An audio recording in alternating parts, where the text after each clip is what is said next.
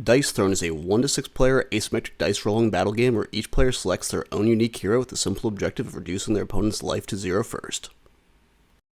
To set up, simply select a hero tray and take out all the components within, placing them in front of you, setting your combat point dial to 2, and life total to 50. Each player draws a starting hand of 4 cards. Determine who will be the first player and you are already good to go. The first player does not draw or gain combat points at the beginning of their first turn, but in every subsequent turn, the active player will gain 1 combat point and draw a card before proceeding into their main phase. During their main phase, a player can play blue or red cards to their effects if they have enough combat points to pay its cost. Upgrade cards can also be played, which you place directly over the ability that shares its name, permanently improving it. Some abilities have multiple tiers, which you can either play on an unupgraded ability for its full cost, or play over an already upgraded ability, just paying the difference between the two costs. If you need combat points during the main phase, you can sell cards, which means discarding a card and receiving 1 combat point in exchange. This can be done any amount of times. Once the player has played and sold what they would like, it's time to move on to the meat of the game, the roll phase. Each hero has a set of 5 unique dice, which they roll to kick off this phase. The goal of this phase is to get your dice's symbols to match those of an ability on your hero's board. In service to this goal, a player is allowed to re-roll as many of their dice as they would like, 2 times. Once the player is satisfied with the roll and would like to lock in an ability, they announce this to their opponent, who can either accept the ability locking in, or play a red or orange card to influence the roll and attempt to stop the ability. If the player has any re-rolls left, they are allowed to use the remaining ones, either to try for the same ability or to pivot to a new one. If an ability is activated, carry it out. If it happens to be a blockable attack, which is anything that says it's dealing damage in a black circle, then the receiving hero can roll their defense, which unlike the offensive roll phase, has no rerolls. Any block damage is subtracted from the incoming damage, and then applied to the defender. If an attack is unblockable, which is denoted by the attack's damage being encircled in red, then they are not allowed to roll their defense against this. And if a player is fortunate enough to roll all 6s and lock in their ultimate ability, not only can the receiving player not roll defense, but they cannot use any cards or tokens during the resolution of the ability or respond in any way. Following the roll phase, a second main phase occurs, which is identical to the first one and gives the players a chance to play any remaining cards before passing the turn, though they must sell cards from their hand until they have no more than 6 before doing so. And that's it. Players continue alternating turns until one of their lives are reduced to 0. The simplicity of these rules are part of what makes Dice Throne so appealing, with players of most ages and gaming experiences able to dive right in and learn as they play, and have a good understanding after just a game or two. For a game that is Yahtzee Plus, it has a surprising amount to offer to more seasoned gamers because despite the simplicity of the rules, there's a surprising amount of strategy and decision-making that takes place over the course of a turn.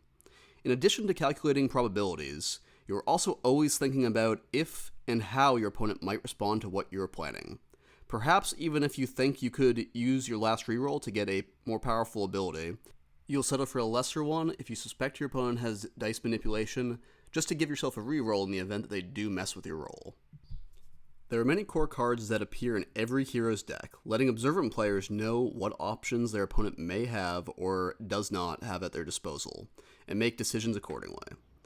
Of course, in a game that is Yahtzee Plus, you are going to have some games where a player naturally rolls their ultimate ability, or a player is cursed with painfully bad rolls. But having played countless times, I can say that it is surprising how seldom a game is unsatisfying, with it being perfectly possible and very rewarding to fight out from a bad situation. One of the biggest draws to Dice Throne is the aesthetic and the general production quality. Each hero comes with a vivid unfolding board, beautiful unique dice, and a sheet that describes what each of their tokens do, along with a personalized FAQ. This visual flair and the uniqueness of each hero very much invokes a feeling of something like Overwatch or a fighting game, and people who appreciate that asymmetry will find a lot to enjoy here.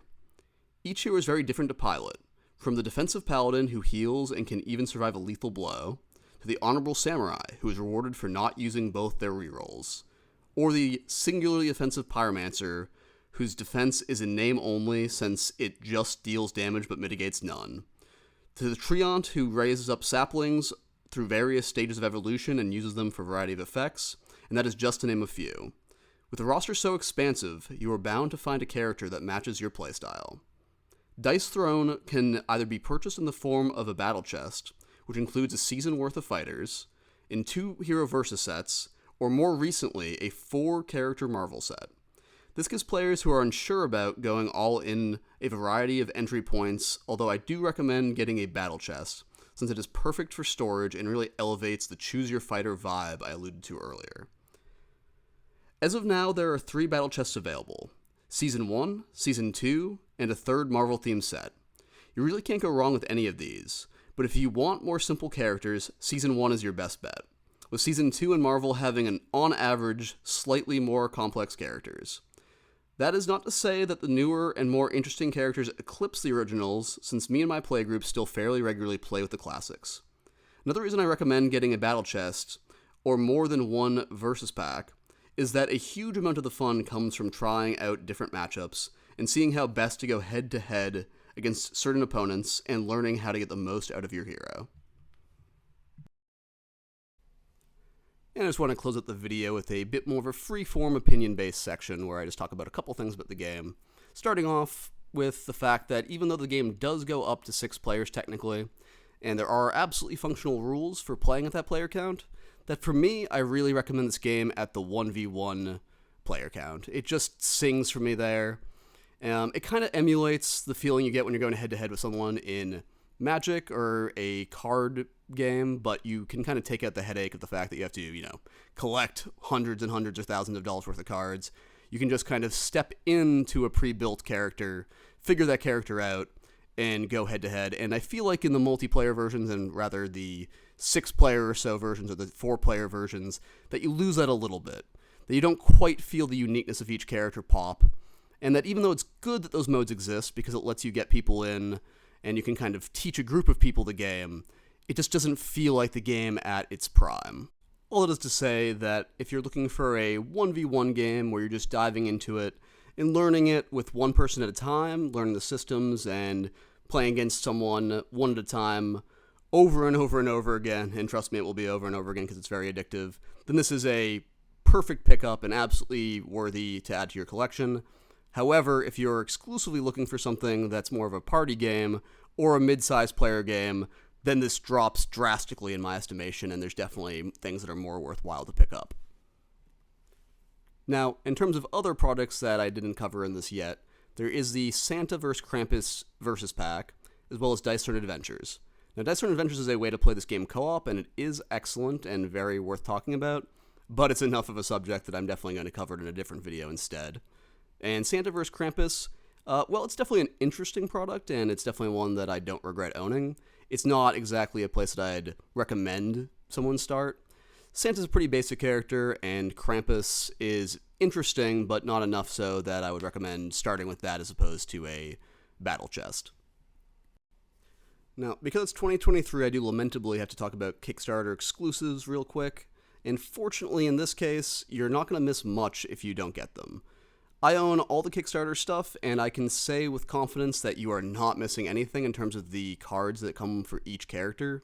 They're pretty lame in the sense that you have to roll a dice, and on one result you get an effect, and otherwise it just cycles itself, so you're not missing much there. In terms of the Marvel stuff, however, you do miss out on the fact that you don't get the Metal Thor hammer, which is definitely a loss, and a couple of the other items like the Loki cards, but those are less of a loss. Because you still get the cards, they're not the fiber versions, however. Now, one thing that's absolutely worth noting if you do pick up Season 2 of Dice Throne is that 3 of the characters, the Huntress, the Tactician, and Vampire Lord, have all received a balance update. Now, this was very intelligently done in the sense that the sheet that's included with the hero is all that's changed.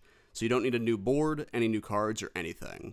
You can just either get the relatively inexpensive update pack that just replaces that sheet on the inside, or you can even just reference the changes online, and you'll have a much funner character. Well, except for the Huntress, because I kind of think she sucks. And that'll do it for this video. Go ahead and subscribe to my channel for upcoming reviews such as one for Dice Turn Adventures and much more.